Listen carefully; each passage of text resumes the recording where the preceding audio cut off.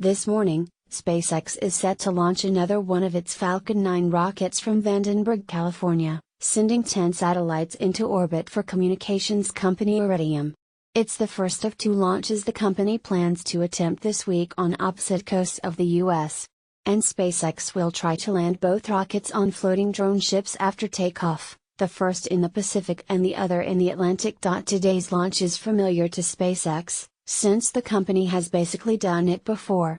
SpaceX holds a contract with Iridium to launch 75 of the company's Iridium Next satellites, in order to create a constellation of 66 telecommunications probes in lower Earth orbit, with 9 in-orbit spares. The company launched the first 10 of these probes in January, and another batch of 10 in June.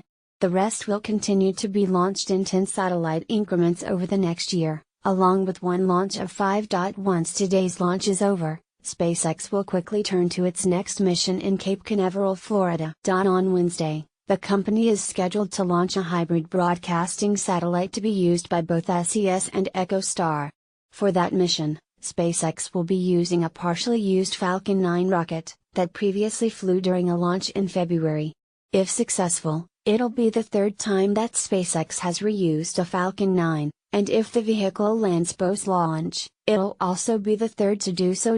After these 2 launches, SpaceX will have completed 15 missions this year, nearly twice as many as the company did in 2016. SpaceX's launches last year were cut short after one of its Falcon 9 rockets exploded on a launch pad during a routine fueling procedure.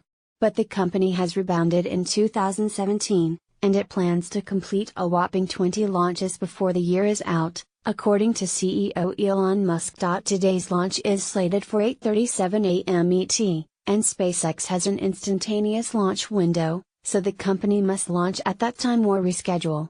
There's a backup launch date available on Tuesday at 8:31 a.m. ET. So far, weather is looking pretty good for launch, with a 90% chance that conditions will be favorable.